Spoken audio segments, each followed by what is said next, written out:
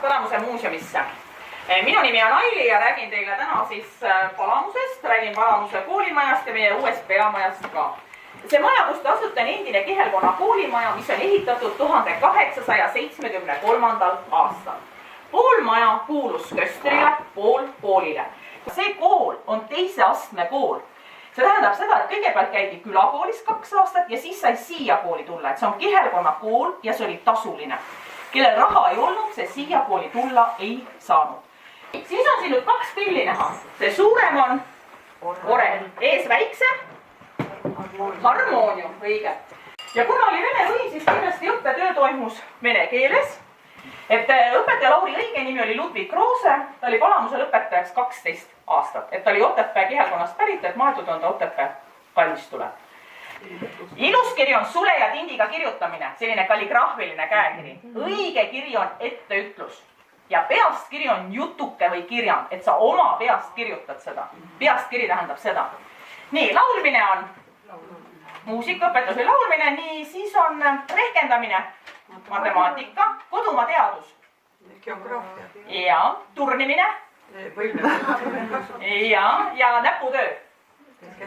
Ja muidugi oli vene keel ka siis. Nii, ja siis oli selline väljend nagu elukorra ülespidamine. Mida see peaks tähendama? Jah, käitumine ja hoolsus, õige. Ja sinna oli vaja kirjutada numbriliselt, mitu korda sind on kiidetud, mitu korda laidetud. Et see oli numbriliselt. Nii, siis tuli sest ära viidetud päeva. Mis see tähendab? Puudumise. Ei ole. Mõelge, sest ära viidetud päeva. Koolis oldud päeva. Koolis oldud päeva. Ja nüüd tuleb eraldi vabandatud päeva ja vabandamata. Et sealt tuleb nüüd põhjusega ja põhjuseta puudumine. Need mustad pingid, kus te praegu istute, need on nüüd järgi tehtud pingid. Siis kui muuseum avati 1987.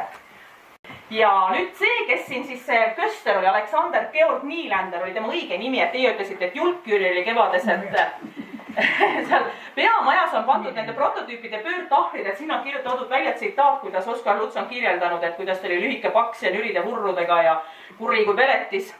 Jälle, et tema oli mitmenda põlve Köster, et tema isa ja vanaisa olid siin juba Köstri ametit pidanud. Ja kui see maja ehitati, siis tema isa suri ja ta sai kohe siia majja Köstriks, nii et ligi 30 aastat pidas ta siin Köstri ametit. Hiljem ta läks küll ära elama Jõgevale ja rajas ka Jõgevale kooli. Nii, ja esimesed tüdrukud, kes siia Palamusele kooli tulid ja kaugemalt käisid, ööbisid Köstri söögitoas. Nii et kui te lõpuks jõuate Köstri eluruumides söögituppa, kus on 2 väikest voodit, siis no tavaliselt ei ole ju söögitoas voodid, siis teate, et seal olid need tüdrukud ööbimas. Aga need, kes siis tõesti kaugemalt käisid.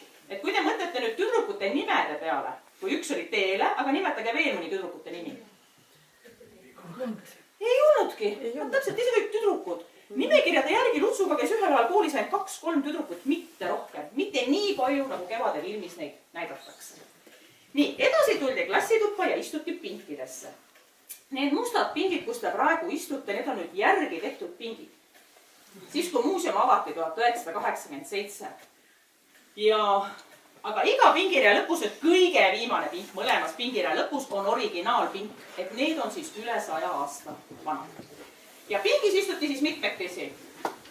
Neljakesi, nagu mina täna teile ütlesin, et neljakesi kindlasti pinki. Esimene talv, teine talv, 3. talv ja 4. talv. Miks vanasti klasse talvedeks kutsuti? Jah, koolis käidi külmal ajal talvel. Et tänapäeval tullakse kooli oli 1. septembril, juunikuus minnakse täna, vanasti oli siis nii, et tuli oktoobri lõpus kooli, aprilli alguses koolist ära mindud. Aga mis sa täna läksid? Tööle. No te olete täiskasvanud, te kõik teate. Laste käest küsid, keegi ei tea, miks sa täna läksid. Tuli pikk puhkus lihtsalt. Nii, just. Nii, ja pinkide sees on augud, kus hoitakse tindipotte vahedes sulepäid, et vanasti siis kirjutati sule ja tindiga.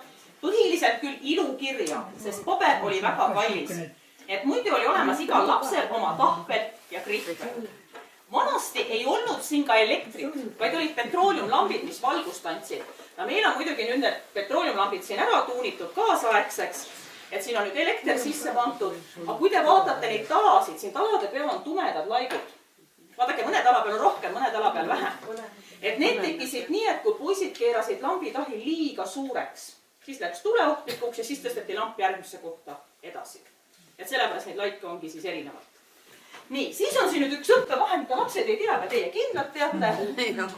Mis see arvelaud, jah? Aga mis tunnis kasutati? Ikka rehkendamine. Kas kevade filmis tuleb meelde, et kui õpetaja Laur ütleb Tootsile, kui tervet ei jõua, te pool, aga te ise ära maha kirjuta. Tuleb tuttav see tekst. Tähendab, Köster oli lõpetanud Simsi seminari ja õpetaja Laur oli lõpetanud Tartu õpetajate seminari. Siis 1912. aastal, aga see saamislugu ei jäänud väga kergelt, sest et kui Oskar Luts kevade raamatu valmis sai, siis mitte keegi ei tahtnud seda trükkida. Sest arvati, et kes ikka neid koolipõle mälestusi lugema tahab. Ja lõpuks oli siis nii, et Oskar Lutsul ei jäänud muud üle, kui ta pidi oma kulu ja kirjadega kevade raamatu trükkida laskma. Ja esimene tiraaž oli siis 2100 eksemplari. Et tänapäeval öeldakse, et seda on isegi tänapäeval väga palju, kui arvestada, et mis aasta siis oli. Ja siin on nüüd filmist kevade katkendid, et siin ei ole terve filmi, seda ma teile rääkima ümber ei hakka. Nii, aga meil oli juttu majas nendest prototüüpidest, et ma räägin parem neid teile rohkem, et kui kes on siin ammu käinud või kes ei ole üldse käinud, et need on sellised pööratavad tahvlid. Et näete, et kui on siin pilt, kui te keerate, siis tuleb välja, kes ta siis olla võiks. Et hakkame siis kõigest nendest peale. Nii, kõige tähtsam tegelane on siis Köster. Seda pilti te tegelikult nägite juba vanas majas. Mäletate seal elutoas oli pildiraamis, kuidas nad olid proua ja lastega olid pildistaja juures. Et Köstri õige nimi oli siis Alexander Georg Nielander ja siin on toodud siis näiteks tsitaat kevades, kuidas Oskar on siis kirjeldanud teda, et Köster oli lühike, paks, nüride vurrudega ja kuri kui peletis ise. Kui te nüüd mõtlete selle, kas ta nägi selline välja? Ei näinud üldse selline välja. Ja tema oli siis juba mitmenda põlve Köster. Nii, järgmine tegelane, õpetaja Laur. Mäletate seda ruum, see keskmine uks, kui te klassitoas istusite, oli õpetaja Lauri tuba. Tema õige nimi oli Ludwig Roose ja ta sattus siis palamusele sellel samal venestamise perioodil, kuna Köster ei osanud hästi vene keelt. Siis ta pidi palkama siia kellegi, kes oskaks vene keelt. Et kuna tema oli õppinud Simsi seminaris, kus oli rõhk rohkem saksa keele peal, aga Ludwig Roose käis õpetajate seminaris, siis tema oskas vene keelt. Ja ta palkas Ludwig Roose siia õpetajaks. Et ta oli siis pärit Otepää kihelkonnast Iilimerel ja hiljem, kui ta palamuselt ära läks, pidas ta erinevates koolides koolijuhataja ametit ja maetud on ta siis Otepää kalmistul. Edasi järgmine tegelane, kes on nüüd pastor, kirikuõpetaja, Siilman. See oli nüüd siis see mees, kes rajas palamusele saksa poiste kooli. Ja tema elas siis selles pastoraadis, kus te tulite kiriku kõrval mööda see suur uhke maja. Tema elas selles majas. Nii, edasi järgmine tegelane, kes nüüd vanas majas käis vaatamas näitus, siis seal oli selline pilt väljas. Voldemar Tootson, tema oli Tootsi prototüüp. Tema käis Lutsuga ühel ajal koolis. Kui ta palamuse kihelkonna kooli ära lõpetas, läks ta Tartusse. Ja Tartu lähedal käis ta siis koolis, kus ta õppis põllumajandust ja õppis ka loomavelskriks ja siis ta läks Venemaale mõisavalitsejaks. Nii nagu tuleb teile tuttav Suvest. Tegelikult ka, aga tegelikus elus ei abiellunud ta Raja Teelega, nii nagu Luts kirjutas, vaid ta abiellus hoopiski Venemaal mõisniku kasutütre Marfaga. Neil sündis 4 last, 2 last küll kahjuks suri. Ja Voldemar Tootson haigestus tühvusesse ja suri, kui ta oli kõigest 35 aastane. Nii et väga noore mehena. Ja tema abikaasa Marfa aga otsustas Venemaalt ära tulla. Tuli Venemaalt ära siia palamusele Üleso talusse. Tema abikaasa koju elama. Nende lapsed käisid siin samas palamuse kihelkonna koolis, kus nende isagi.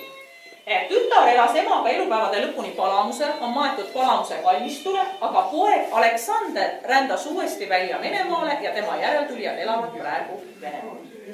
Nõukogude perioodil nad käisid palamusel, aga nüüd uue iseseisvumise ajal meil puudub kontakt nendega, et me ei tea, mis nendest saanud on. Nii, edasi järgmine tegelane tuleb Raja Teele.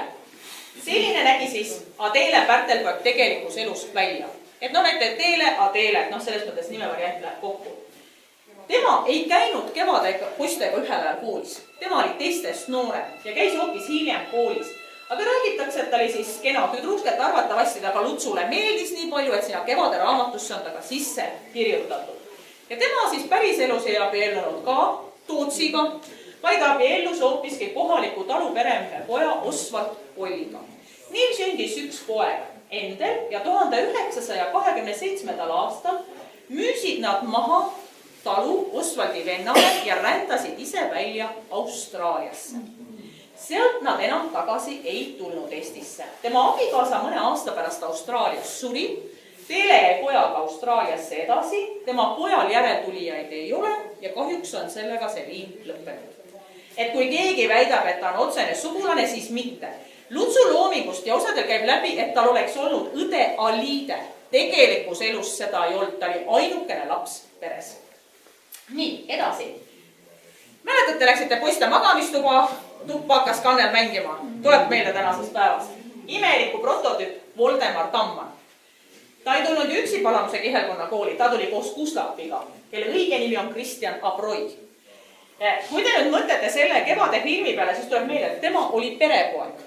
Gustav oli saunik oma, aga ta oli väga tark, mäletate, ta tegi ju imelikule rehkendused ju ära kõik. Aga Voldemar Tamman ei olnud tegelikult ka rumal poiss. Ja kui tema Palamuse kihelkonna kooli ära lõpetas, läks ta Tartusse õpetajate seminari, õppis õpetajaks ja töötas isegi 1 aasta Palamuse õpetajana. Aga tema on kuulus selle poolest, et ta on väga palju õppekirjandust välja andnud. Kui te kohtate kuskil vanu raamatuid, kus on Voldemar Tamman autoriks, siis teate, et on imeliku prototüübiga tegemist. Et kui te Vanasmäes näitust vaatasite, seal oli sellest raamatutest oli pilt isegi pandud sinna välja. Kannel ka mängis. Ei, natukene ikka. Ta on muusikaalast väga palju kirjandust andnud välja.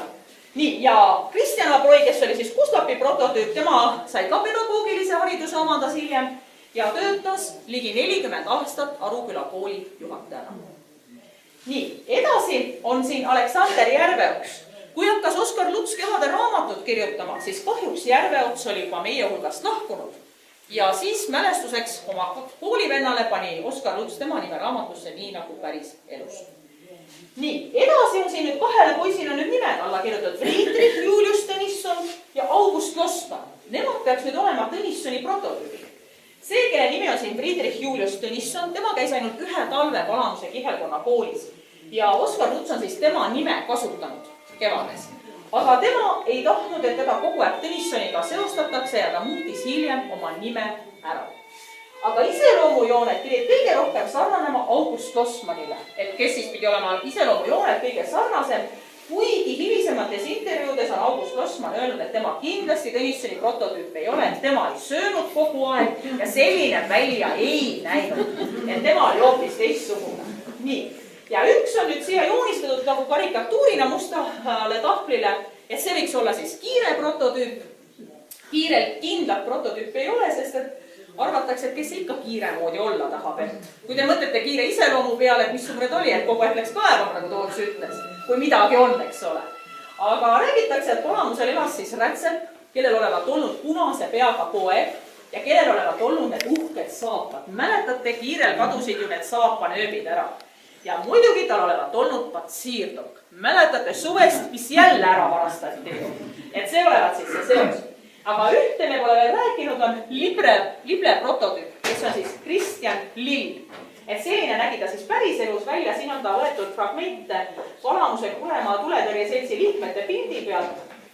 Et tema siis armastas jah napsitada, nagu kevades on toodud välja, oli kellamees kirikus, lubas amme jõe vastupidi voolama panna ja tal oli kakluse käigust oli oma silmast ilma jäänud. Et tal oli klaasis silm, et seda oli ta käinud siis koolimaa juures postele näitamas, mis oli väga palju elevust tekitanud. Et meil siin enne me müüsime suveniiri lauas olid meil sellised klaaskuulid, kuhu oli alla kirjutatud tekst, et Lible klaassilm, mis oli väga minev kaup meil. Kõik ostsid ja lapsed ostsid veel mitu. Ma ei tea küll, mida nad tegid nendega, aga oluline oli Lible klaassilm saada endale. Aga tema saatus oli väga õnnetu, sest ühel jõuluõhtul, kui ta Palamuse kirikus kella ära lõi, oma sauna magama läks, süttis see saun põlema ja ta jäi kahjuks sinna sisse. Et maetud on ta siis Palamuse kalmistule, et nii nagu ta nüüd suvefilmis räägib, et tema on nagu teeb kõike teiste järel, et naise võttis ja tütre sai, et tegelikus elus seda ei juhtunud. Suri poiss mehena. Et see on selline lühikene ülevaade nendest prototüüpidest.